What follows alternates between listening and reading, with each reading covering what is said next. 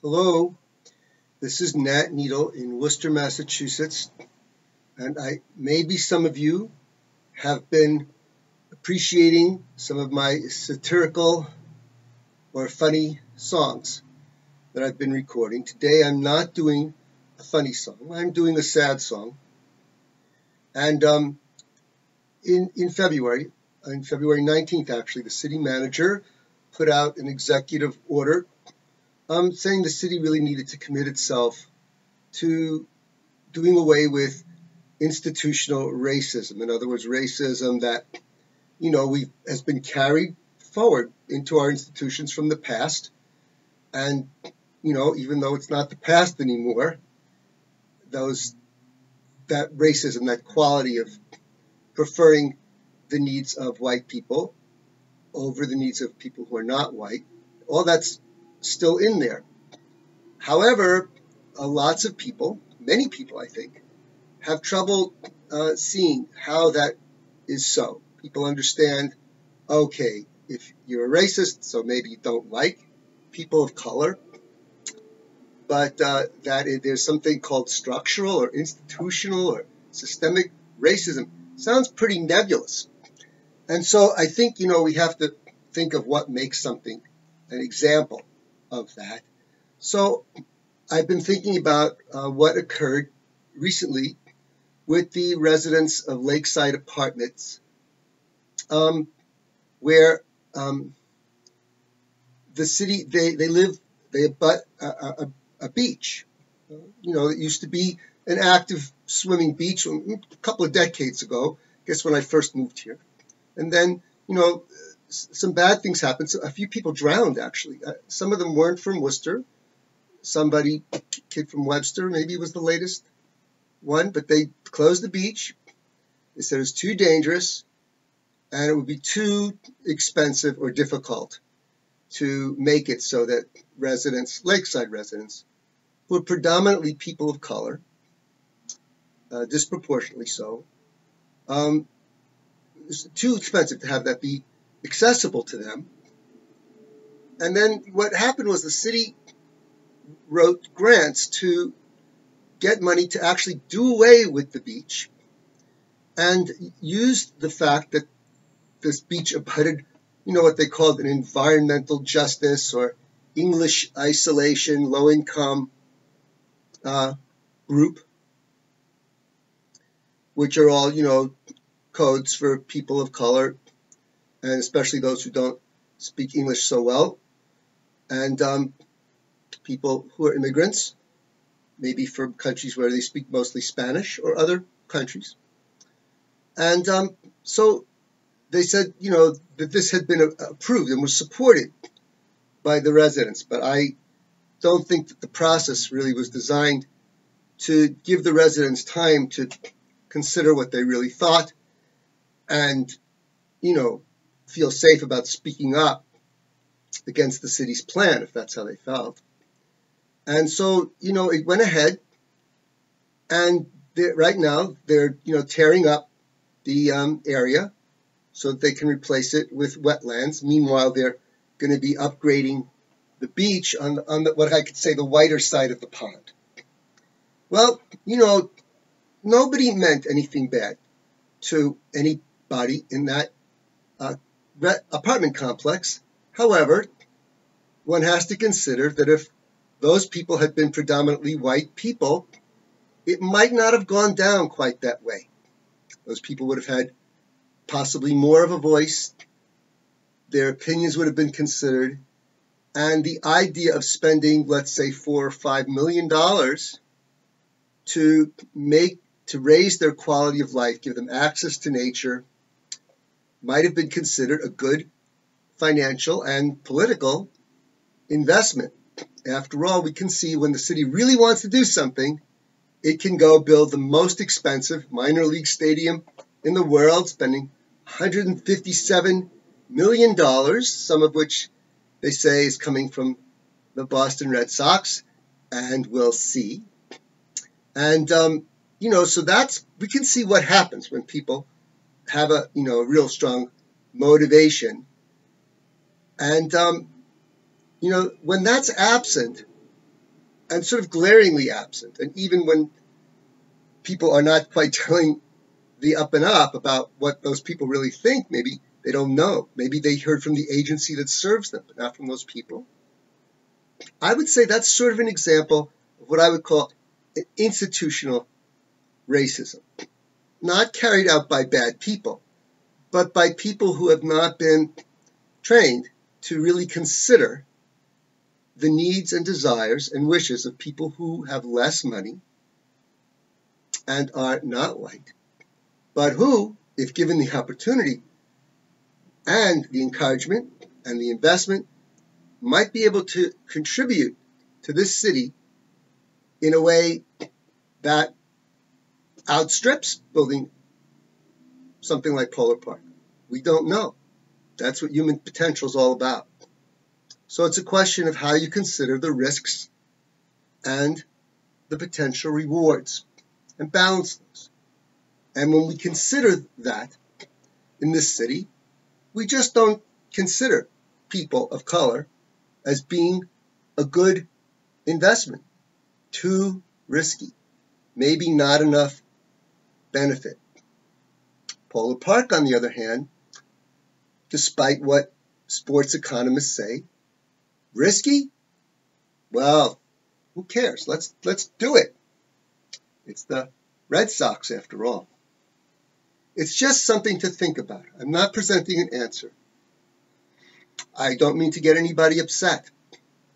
And in this song, when I talk about the city, I don't talk about them.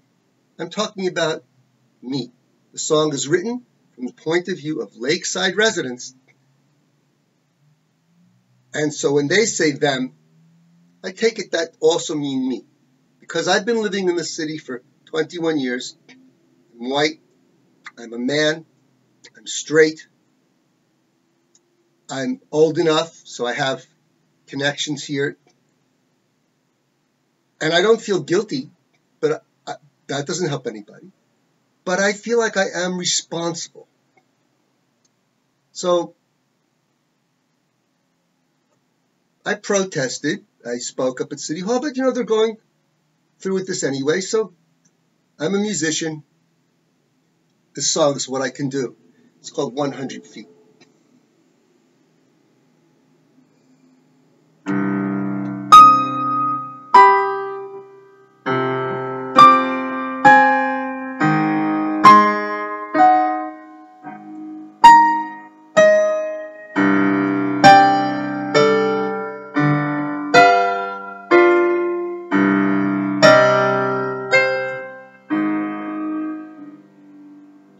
Our doors open out to a beach on a lake.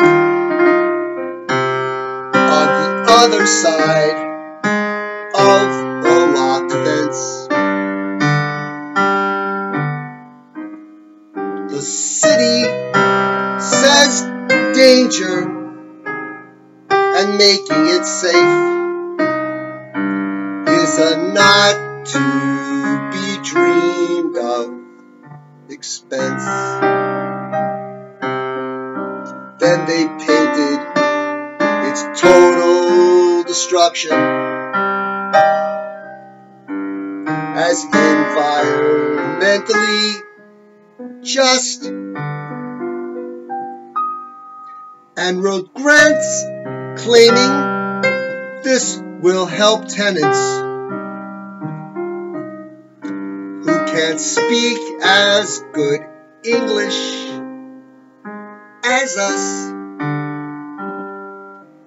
So no more songs from the sparrows, no more songs from the finches, only roaring of backhoes and the whining of winches.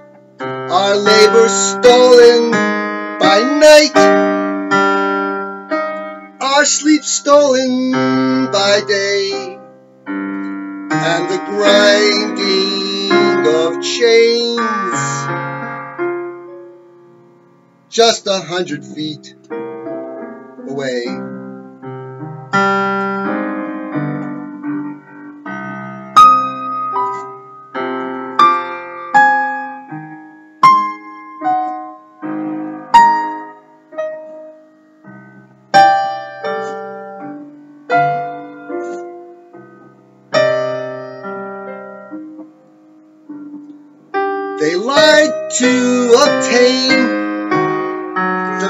financing to obliterate our hillside beach. Now our children are learning this lesson that the city was happy to teach. Nature and joy are for rich kids,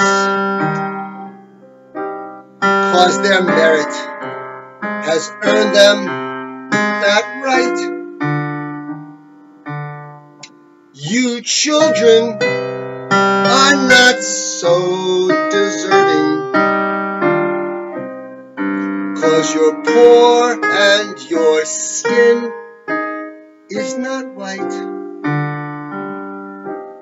So no more songs from the sparrows, no more songs from the finches, only roaring of backhoes and the whining of winches. Our labor stolen by night, our sleep stolen by day, and the grinding of chains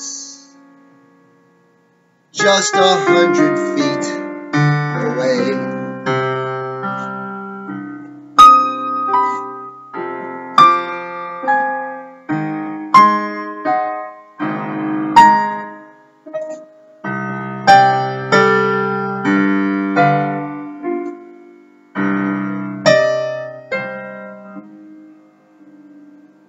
None of us ever saw what was coming.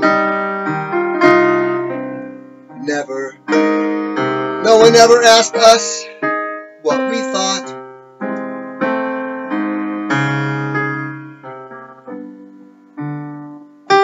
By the time we found out, it was, they said, too late. Your future's already been bought. Now the screaming of great excavators takes the place of birds chirping each morn.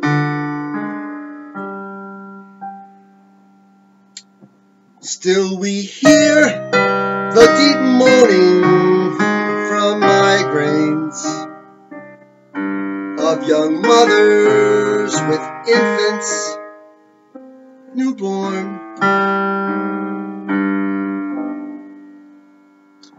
No more songs from the sparrows, no more songs from the finches, only roaring of backhoes and the whining of winches.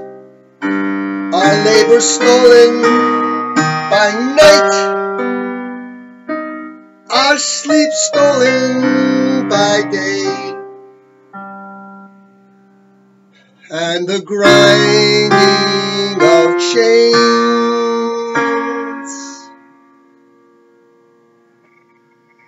just 100 feet